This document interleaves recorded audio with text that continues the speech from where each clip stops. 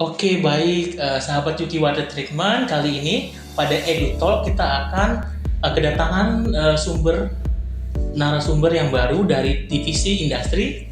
Boleh diperkenalkan? Dengan saya Angga dari divisi Sales Engineering. Dengan saya Lulu sebagai Sales Aquaculture Engineering. Oke, mungkin bagi sahabat yang sering nonton atau ikuti sosial media Yuki sudah kenal banget dong sama Pak Mas Angga. Nah, ini Lulu tuh baru, kira-kira udah berapa lama di Yuki? Lebih kurang 2-3 bulan kayaknya. 2-3 bulan dengan divisi industri, sekarang posisinya sebagai sales aquaculture. Ya, Boleh fokusnya dijelasin nggak aquaculture. sedikit aquaculture itu apa sih? Jadi aquaculture merupakan suatu proses budidaya. Jadi di sini kita ingin terjun langsung ke industri aquaculture, jadi menggunakan filter pada industri aquaculture sebagai desinfektan. Oke, jadi contohnya tuh kayak tambak undang, terus apa lagi? Kita kan sekarang kecanggihan teknologi itu kan meningkat banget tuh. Wow. Kita bisa masukin filter ini ke industri aquaculture kayak RAS system. Itu nanti kita bahas di pembicaraan lebih lanjut. Oke. Terus kita untuk budidaya udang, budidaya ikan dan lain sebagainya juga. Oke, nah kesempatan kali ini mau sharing apa nih ke sahabat Yuki nih? Jadi kan seperti yang kita tahu sampai saat ini para peternak-peternak udang itu masih menggunakan sistem tradisional, jadi Benar. menggunakan kaporit. Sedangkan kalau untuk dihitung sebenarnya itu lebih jauh hemat menggunakan sistem UV nanti akan dulu dibahas. Oke, memang kalau pakai kaporit apa sih Pak kelemahannya? Kalau mahannya yang satu dia ada residunya. Iya, benar sekali. Yang kedua Kita butuh kolam treatment untuk proses sterilisasinya itu. Jadi menggunakan lahan yang lebih banyak gitu. Oke, kalau untuk dampak ke udangnya, yang tadi dibilang kaporit apa ya? Membantu? Dia bisa pengaruh ke bagian sistem tubuhnya, dalam artian ke budidayanya sendiri itu bisa jadi toksik kalau seumpamanya dosisnya itu ketinggian gitu. Oke, jadi tergantung dosis juga dan menimbulkan efek yang buruk. Nah, jangka panjang itu. jangka panjang. Kalau korelasinya ke Yuki Water Treatment gimana Mas? Aquaculture. jadi kan Yuki ini memang spesialis perusahaan yang bergerak di bidang filter air. Oke. Nah, untuk awal tahun 2023 ini kita memfokuskan satu bidang lagi, yaitu bidang aquaculture. Oke. Jadi bukan cuma hanya untuk air bersih ataupun air minum ataupun untuk air PDAM atau air tanah. Jadi kita akan mengolah air khusus untuk aquaculture, karena aquaculture itu terbagi jadi berbagai macam ya. Jadi ada yang menggunakan air tawar kalau untuk taman tawar, dan juga yang menggunakan sistem air asin atau payau untuk air untuk ikan atau udang yang menggunakan air laut atau Oke, payau. baik. Jadi water treatment-nya udah lebih luas ya, dan lebih khusus ke bagian aquaculture. Oh iya, kalau boleh tahu nih sahabat Yuki pengen tahu sedikit tentang Mbak Lulu ini, background-nya di apa? Saya sendiri background-nya memang dari aquaculture. Aquaculture. Saya di Universitas Brawijaya kemarin. Oke, jadi sangat tepat ya untuk sahabat Yuki yang ingin berbisnis atau sudah punya bisnis di bagian budidaya udang, cocok sekali untuk mendengarkan EduTalk kali ini. Nah, untuk permasalahan yang sering muncul tuh apa Mbak? Kalau di budidaya udang? Sebenarnya gini, saat ini kan produksi budidaya tuh terus mengalami peningkatan. Bahkan di tahun 2030 dia tuh bakal meningkat sampai 109 juta ton. Wah, angkanya gede, angkanya sangat gede. Oleh karena itu kita butuh produksi yang meningkat pula. Tapi namanya kita membudidayakan sesuatu, seringkali terjadi masalah seperti penyakit.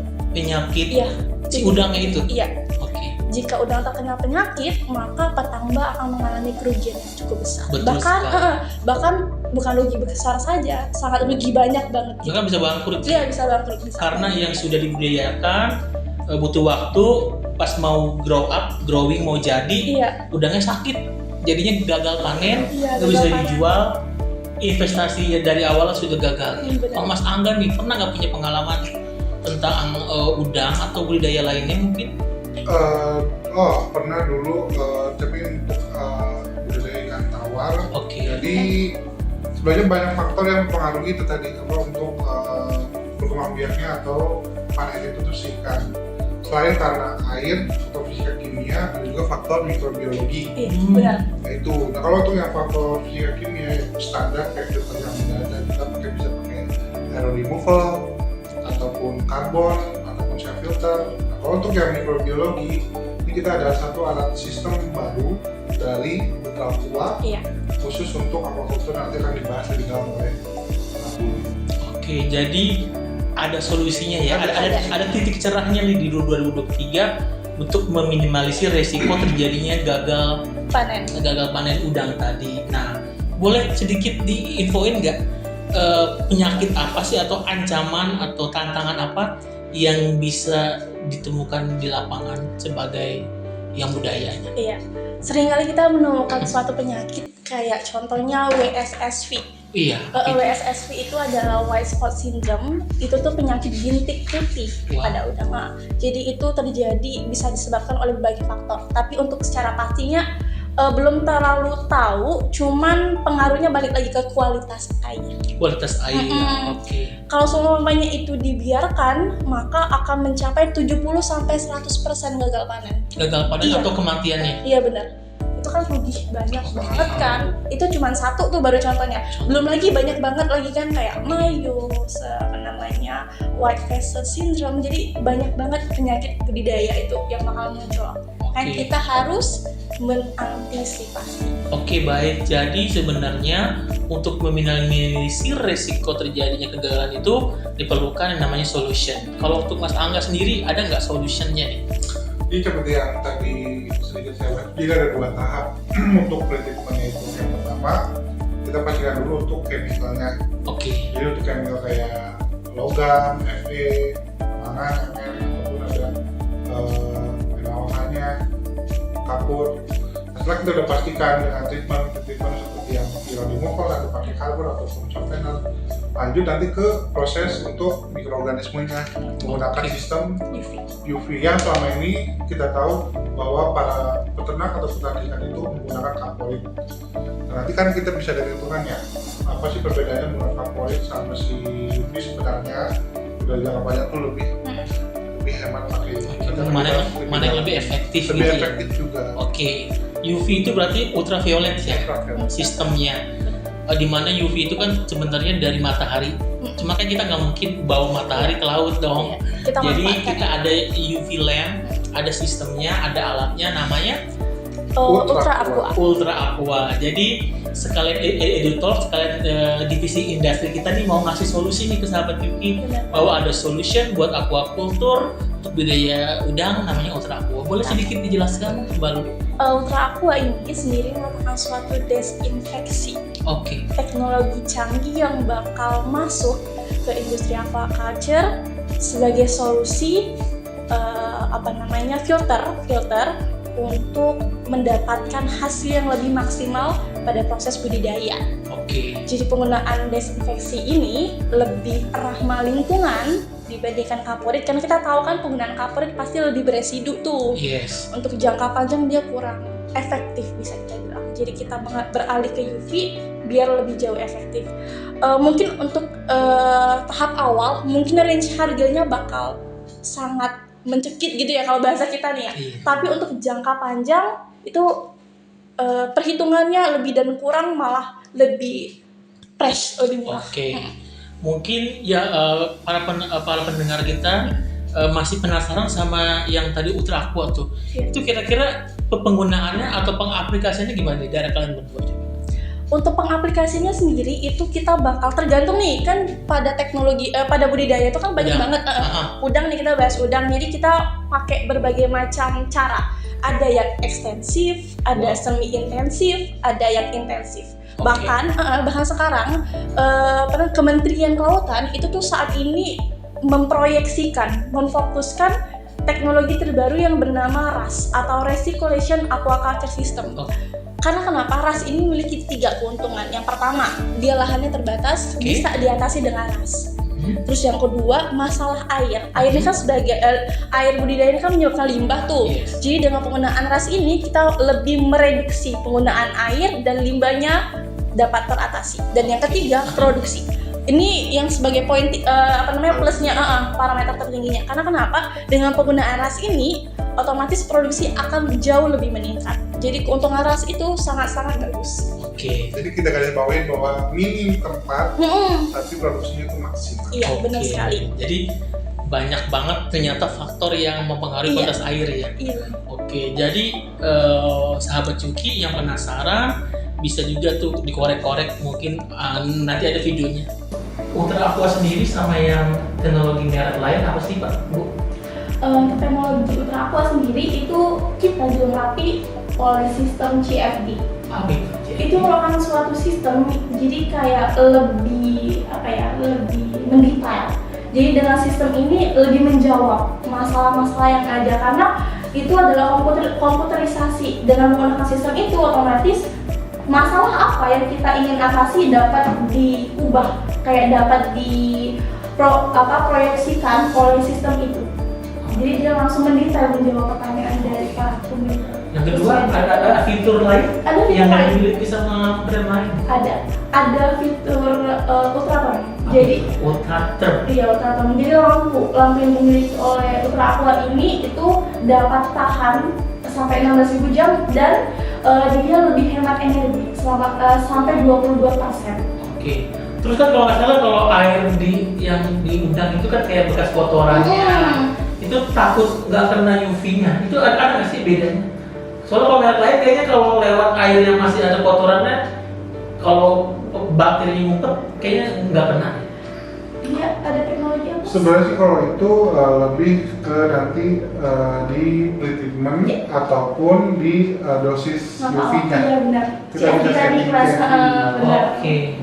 Jadi lebih efektif, lebih banyak manfaatnya, lebih banyak keuntungannya. Nah, boleh sebutin nggak 3 keuntungan pakai Ultra Aqua nih?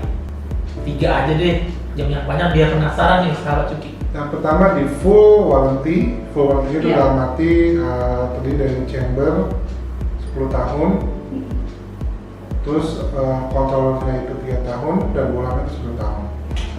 Yang kedua, jadi yang kedua teknologi canggih-canggih tadi kan ya. Kita bisa langsung teratasi masalah yang dihadapi langsung bisa diatasi sesuai rekomendasi. Kita mau yang kayak gimana langsung kita atasi sesuai dengan masalah. Iya, benar sekali. Yang terakhir nih gongnya apa nih?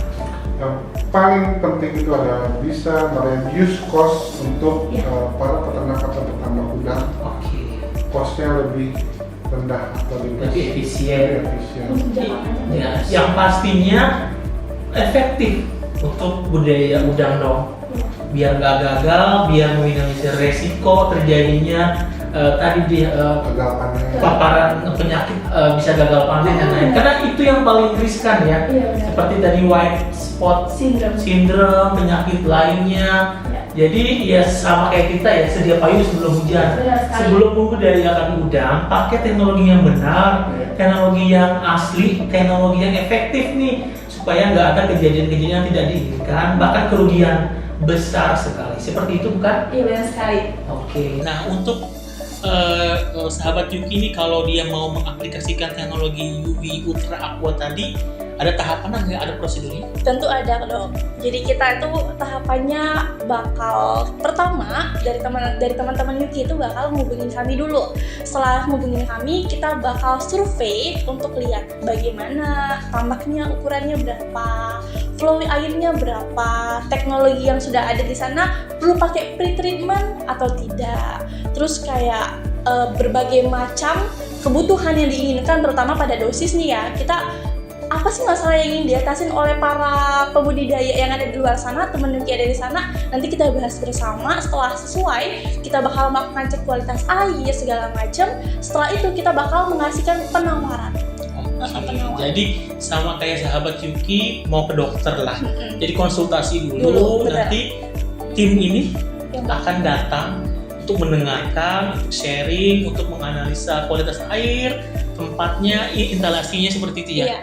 Barulah kita bantu dengan pemasangannya sebagai solusi dan penunjang agar usahanya maju, lancar dan jaya. Jadi buat sahabat Yuki Water Treatment, jangan ragu, jangan bimbang, utamakan kualitas bukan kuantitas. Jadi harga itu relatif sebenarnya berdasarkan survei dari seluruh dunia bahwa produk yang berasal dari negara maju akan mempunyai nilai value yang lebih baik. Jadi untuk resiko-resikonya bisa ditanggulangi dengan kualitas produk yang baik. Jadi kita harus milih-milih yang bagus nih produknya ya. Jangan sampai kemakan sama omongan, sama pengalaman yang buruk. Jadi langsung aja konsultasikan, bisa datang ke website kita di www.yukiwaterfilter.com, datang ke showroom atau langsung telepon ke mana? Ke kantor ya. Bisa langsung ke kantor ya. Oke. Nanti bisa atau mau langsung kunjungan ke Mbak Lulu atau Mas Angga, nanti tinggal request aja survei datang ke tambak kalian.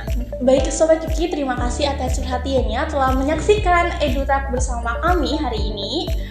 Teman-teman sekalian, jika ingin ada pertanyaan, kalian bisa masukkan ke kolom komentar dan kita bakal bahas lebih lanjut lagi. Pastinya. Iya, di EduTalk selanjutnya. Sampai jumpa. Terima kasih semua. Terima kasih.